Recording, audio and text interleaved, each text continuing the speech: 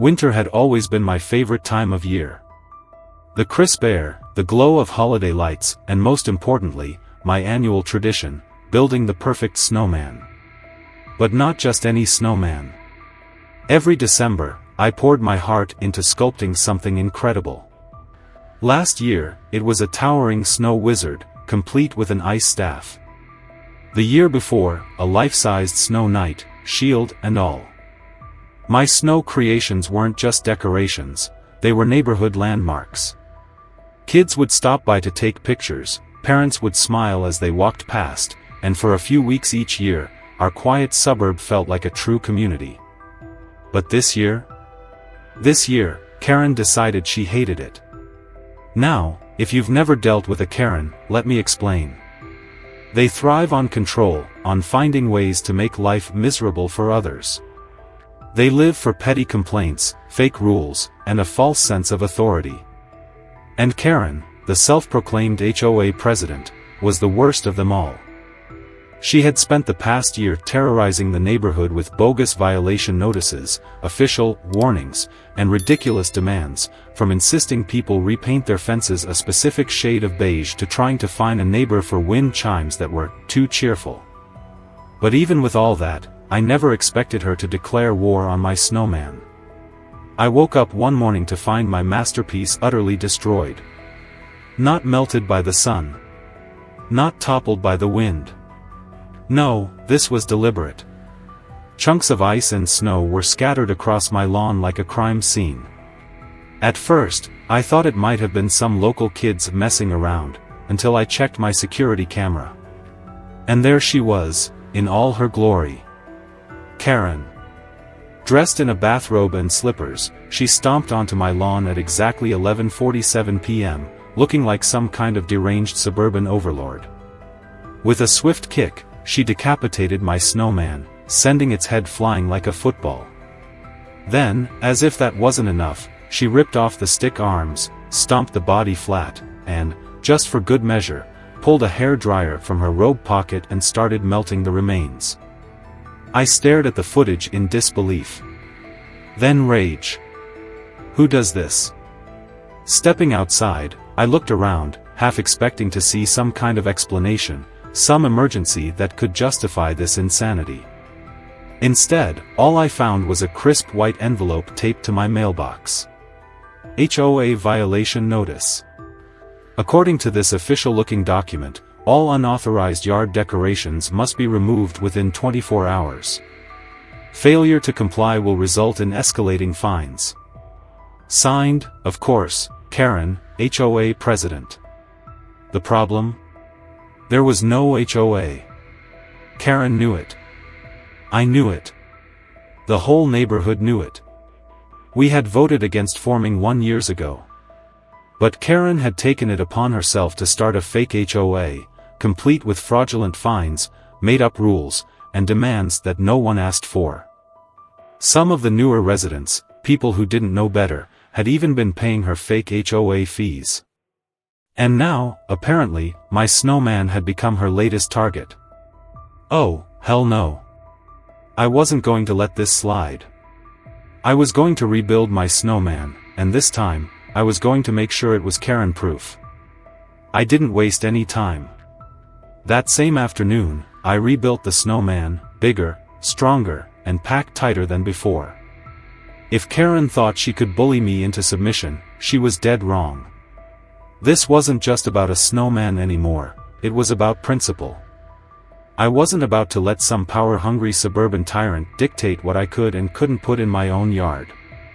I set up my security cameras at better angles, making sure I had a full view of my lawn from every direction. If she came back, I'd have every second of her destruction on record. Sure enough, the next night, Karen returned right on schedule. This time, she wasn't just kicking over a pile of snow, she came armed. I watched in real time on my security feed as she waddled onto my property, gripping a shovel like she was about to dig up buried treasure. She stabbed at the snowman with an almost manic determination, hacking at it like she was performing some kind of twisted exorcism. When she was done, she stepped back, panting, and surveyed her work. But she wasn't finished. She reached into her robe pocket, because apparently, she carried an arsenal of destruction at all times, and pulled out a spray bottle filled with salt water. With a victorious smirk, she doused the remains, ensuring that even if I tried to rebuild, the base would turn into a slushy mess. The next morning, as expected, another notice was taped to my door. You are in violation of HOA regulations regarding excessive yard obstructions. Failure to comply will result in further fines and potential legal action. Signed, of course, Karen, HOA President. I crumpled the paper in my fist, my anger simmering. It wasn't enough for her to destroy something harmless. Now she was trying to make me believe I was in actual legal trouble. And that was where Karen's real power lay. She didn't need real authority. She operated on intimidation, throwing around official-sounding threats until people caved. The problem was, she had picked the wrong target. I marched straight to her house, my fists clenched. Karen lived 2 streets over, and even from a distance, her house stood out like a dictator's headquarters. Signs were plastered everywhere, HOA parking permits required, keep lawns uniform, quiet hours enforced, all of them completely fake. I rang her doorbell, and the door practically flew open. It was like she had been waiting for me. She stood there in full Karen form, robe, slippers, and a steaming mug that read HOA Queen, in gold lettering. She gave me a smug smile, sipping her coffee like she was the victor in some great battle. I was wondering how long it would take you to come whining, she said, tilting her head condescendingly. I held up the notices. You want to explain this? She barely glanced at them. Oh, those are legally binding HOA regulations. I let out a sharp laugh. Legally binding? Karen, we don't have an HOA. Her smile didn't even falter. That's where you're wrong, she said smoothly. The HOA exists whether you like it or not. It was formed after you moved in. I narrowed my eyes. Karen, I've lived here for 10 years. I was at the meeting where we voted against forming an HOA. She took another slow sip. And I was at the meeting where we reconsidered. I clenched my jaw.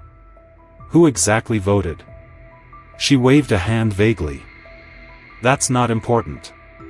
The point is, you're in violation. I took a slow breath through my nose. Let's say, for argument's sake, that this imaginary HOA was real. What exactly am I violating? She smirked. Excessive yard decorations. I blinked. It's a snowman. Yes, she said, nodding like I was a particularly slow student. A yard decoration. In winter. Yes. In a state that gets snow. Yes. I stared at her. It's literally made of snow, Karen. It melts, that makes it temporary. That's not the point, she snapped. The point is that it's an eyesore. And if you don't remove it, you'll be fined $75 per day until it's gone. That was when I lost it. I started laughing. And I mean really laughing, the kind of laughter that makes your stomach hurt. Karen just stood there, her frown deepening, like my reaction was personally offensive to her. You do not have the power to fine me, I finally said, wiping my eyes. Your HOA is fake, and even if it wasn't, you can't fine people for snowmen. She scoffed. I can actually. And I will, you'll be receiving an invoice shortly. And with that, she slammed the door in my face. I walked home, shaking my head. I had dealt with her nonsense before, her fake parking rules, her mandatory lawn inspections, her ridiculous noise complaints, but this? This was a new level of crazy. And that's when it hit me. This wasn't about rules. This wasn't about neighborhood aesthetics. This was about control. Karen thrived on authority, even authority that didn't exist. She didn't expect me to pay her ridiculous fines, she expected me to comply. To submit. To accept that she had power over me. That wasn't happening. So, I did two things. First, I printed out every legal document proving that our neighborhood had no registered HOA. Then, I filed a report with the city for fraudulent fines. If Karen wanted to play dirty, I'd show her just how much dirt I could dig up. But before any of that, I had a more important task. I needed to rebuild my snowman. And this time, I was going to make sure it was Karen-proof.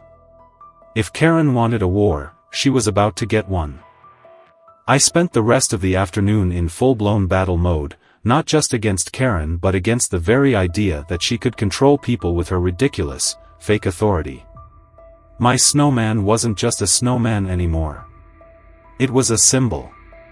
A testament to standing up to suburban tyranny. A frozen middle finger aimed directly at Karen's power trip. This time, I wasn't just stacking snow, I was building a fortress. I started with the foundation, hauling out a steel drum from my garage. It was heavy, solid, and impossible to knock over.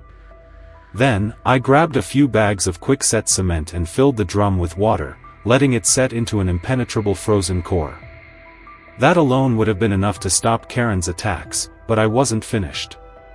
I compacted ice and snow around the structure, carefully sculpting it into the perfect snowman frame. I smoothed out the surface, added some fresh powder on top for that innocent, fluffy look, and even placed a classic top hat and scarf to make it seem like any other harmless holiday decoration. But beneath the surface? A 300-pound cement-filled monolith, completely Karen-proof. I still wasn't done. Karen had escalated from kicking to shoveling, so I needed defensive measures. I sprayed the entire snowman with water, letting it freeze into an almost invisible glaze of ice. If she so much as touched it, her hands would get frostbitten. Then, for added security, I drove a metal pole through the base, anchoring it deep into the frozen ground. But my masterpiece needed one final touch, a trap for Karen's favorite weapon of choice, her SUV. Karen wasn't just a snowman destroyer, she was an entitled menace on wheels. I had seen her use her bumper to gently nudge things she didn't like before. An abandoned trash can. An old mailbox. Even a kid's bicycle once.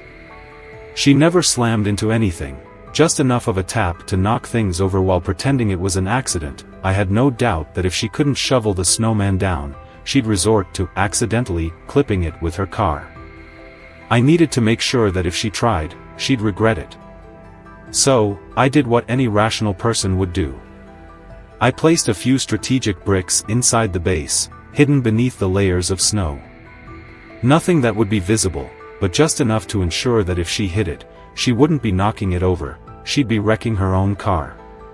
By the time I finished, I stood back and admired my work. From the street, it looked perfect.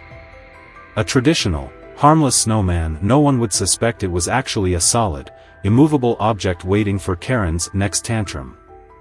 I set up my security cameras again, grabbed a hot chocolate, and waited. I didn't have to wait long. Just as the sun set, Karen's SUV came creeping down the street. I could see her silhouette in the driver's seat, slowing down as she approached my house. Her headlights illuminated the snowman, and I swear I could almost hear her teeth grinding. She had spent days trying to destroy this thing, and now here it was, bigger, stronger, mocking her existence. For a moment, I thought she might leave it alone. Maybe, just maybe, she'd finally give up.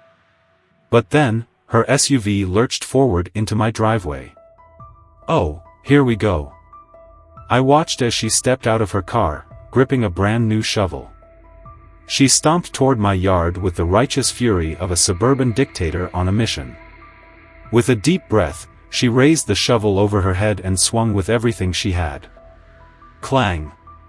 The sound rang through the cold air as the shovel bounced right off the cement-filled core, vibrating so hard that Karen stumbled backward, shaking her hands like she just smacked a brick wall. I had to bite my tongue to keep from laughing. Karen, still determined, leaned in for a closer inspection. Maybe she noticed the ice layer, or maybe she felt the resistance when she tried to stab it. Either way, she knew something was wrong. Her eyes narrowed, and she pulled out her phone, making a call. A few minutes later, I heard the rumble of an engine. Oh, this was about to get even better. Karen got back into her SUV and positioned it directly in front of the Snowman. She wasn't going to leave this to chance anymore. She was going to ram it. At this point, I was practically vibrating with anticipation. She revved the engine once, hesitated for a brief second, then floored it. The impact was instant. Her front bumper crunched inward like an accordion. The hood crumpled. The headlights flickered. The unmistakable sound of a radiator bursting echoed through the street as steam billowed from beneath the hood. And the Snowman? Completely untouched. For a moment, there was nothing but stunned silence. Then, Karen stumbled out of her car, her mouth hanging open in pure disbelief as she stared at the wreckage. Her precious luxury SUV was totaled, and the thing she had tried to destroy was still standing, pristine, like an indestructible monument to her failure. I stepped outside, casually leaning against my doorframe, sipping my hot chocolate. "Something wrong, Karen?" I called out. Her head snapped toward me, her expression shifting from shock to pure, unfiltered rage. You, she sputtered, pointing at the Snowman like it had personally betrayed her. I took another slow sip. "I don't know what to tell you. It's just snow." I could see the steam coming out of her ears. But before she could open her mouth to scream at me, the night got even better. Because that's when the red and blue lights flashed down the street. The police had arrived. For a few glorious seconds, Karen just stood there, staring at the flashing lights, her wrecked car still hissing from the damage she had inflicted upon it. I couldn't have scripted a more perfect moment if I tried. The first cop, Officer Daniels, stepped out, taking in the scene, the crumpled SUV, the completely untouched Snowman, and Karen, who was still gripping her shovel like a deranged warrior who had just lost a battle against the forces of nature. "What the hell happened here?" he muttered. And that, my friends, was the moment I knew this war was far from over. But tonight? Tonight, I had one. Karen was still frozen in place, staring at her wrecked SUV like she expected it to magically repair itself. The steam rising from the busted radiator mixed with the cold night air, making her look like a villain emerging from the depths of some suburban hell. I took another sip of my hot chocolate, savoring the moment like a fine wine. The cops took their time surveying the damage. Officer Daniels gave me a tired look, like he already knew Karen was about to unleash a tornado of nonsense. "All right," he sighed, pulling out his notepad. "What exactly happened here?" Before I could respond, Karen launched into a performance that would have put daytime soap operas to shame. "Oh, thank God you're here, officer," she gasped, clutching at her chest like she had been personally victimized by my Snowman. I was viciously attacked. "This man," she pointed at me, eyes wild, "he set a trap. He put concrete inside the Snowman to sabotage my vehicle." Daniels blinked. "Ma'am, are you telling me you ran over a stationary object in someone's front yard?" "It was on the sidewalk," she snapped. Daniels turned his head slowly, looking down at the very obvious tire tracks that veered directly into my yard. He followed them with his eyes, step by step, until he was 10 feet away from the sidewalk. Then, he looked back at her, completely deadpan. "Ma'am, this Snowman is nowhere near the sidewalk." Karen's face twitched. "Well, it's a safety hazard. He booby-trapped it." Daniels raised an eyebrow. "So, you're admitting you deliberately ran into it?" Karen opened and closed her mouth, realizing too late that she had just played herself. The second officer, Brooks, let out a low whistle, shaking his head. "Ma'am, you drove onto private property, damaged your own vehicle, and now you're trying to blame the homeowner?" That's right. Karen huffed, crossing her arms. And I demand he be fined. Daniels looked at me. You want to press charges? I could have. A trespassing charge and destruction of property were on the table, but honestly, I had a better idea. I gave Karen a long, slow grin and shook my head. Nah. I think she's got enough trouble for one night. Karen bristled, clearly expecting me to fight her harder. But I wasn't done. Not by a long shot. Over the next 24 hours, Karen's humiliation spread through the neighborhood like wildfire. It started with a few text messages. Then photos of her totaled SUV next to my untouched Snowman began making the rounds. By the following morning, everyone knew. Karen, of course, refused to accept defeat. If there was one thing I had learned about her, it was that when cornered, she didn't back down, she doubled down. And this time, she went nuclear. By noon, every single homeowner in the neighborhood found a letter taped to their front door.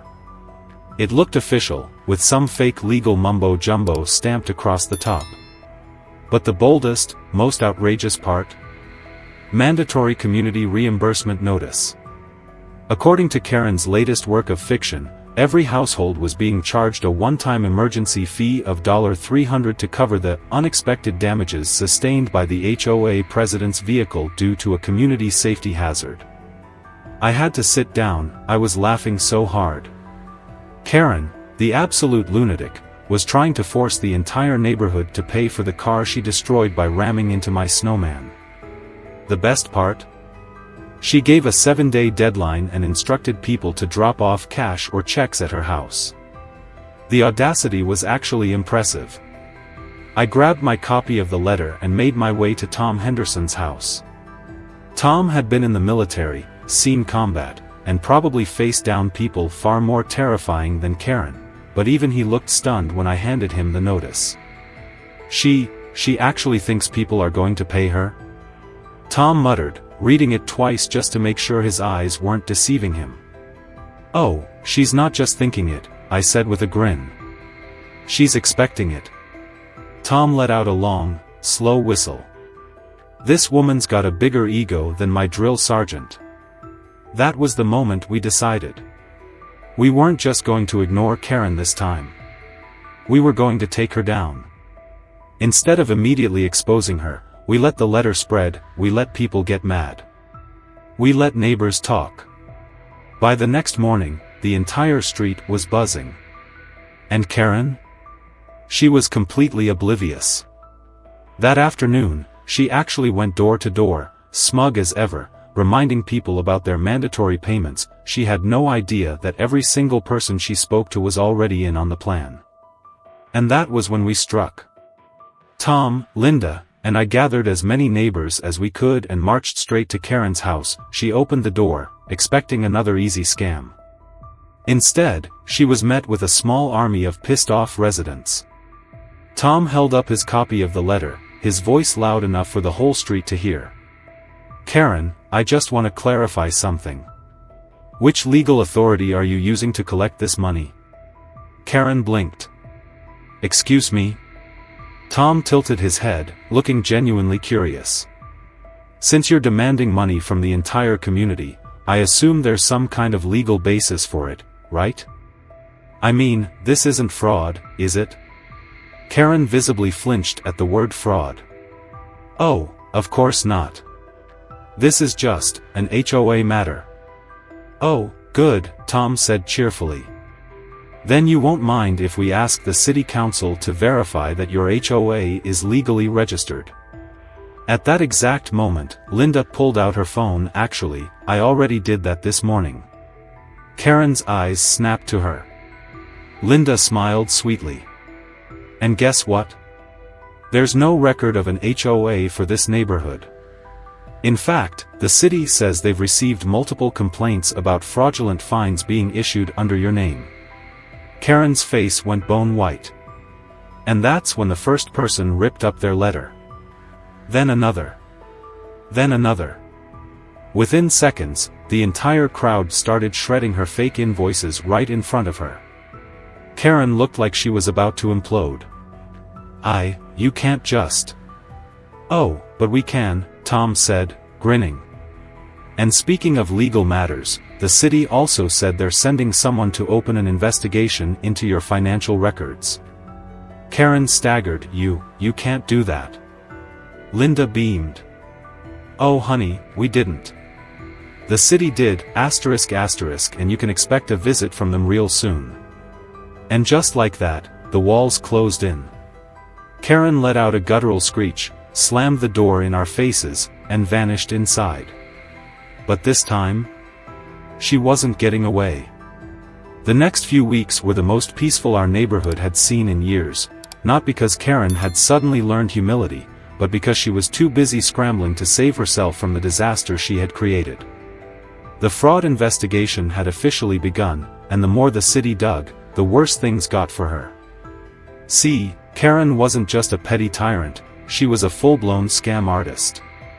It turned out she had been running her fake HOA scheme for years, collecting dues from unsuspecting new homeowners, threatening people with bogus fines, and even attempting to foreclose on a widow's home by forging fake legal documents. And because Karen was so convinced she was untouchable, she had never even bothered to cover her tracks. So when the government officials and police arrived at her house one freezing Monday morning, it wasn't for a friendly chat. They came with court orders, eviction notices, and foreclosure paperwork. Karen burst out of her front door, robed and furious, screaming at the top of her lungs about how this was a misunderstanding, how she was the real victim, how it was all my fault. The investigator, who had probably seen 100 Karens before her, didn't even blink. "Ma'am," she said coldly, "you have 30 minutes to vacate the premises." And just like that, the reign of HOA Karen came to an end. We all stood outside, watching as her furniture was dragged to the curb, her precious SUV was towed away, and her house was seized by the bank. Karen stood there, silent and shaking, her entire empire crumbling around her. And when it was finally over, she had nothing left. No house. No car. No power. Just a single suitcase and a reputation so toxic that no one in town would ever take her seriously again. As she walked away, head down, she passed my yard, where my snowman still stood, untouched, undefeated. For the first time, she didn't even look at me. She just kept walking. And just like that, Karen was gone. The neighborhood? We celebrated. Tom even threw a block party, and in the center of it all stood my newest snowman, bigger than ever, a monument to Karen's downfall. Every winter since, I've built another one, because now, it's tradition. Not just a snowman, but a reminder that sometimes, the best way to win isn't to fight every battle, it's to outlast your enemies. So, have you ever dealt with a Karen or a nightmare HOA? What's the worst thing they've ever tried to pull? Share your story below, let's see who had it worse.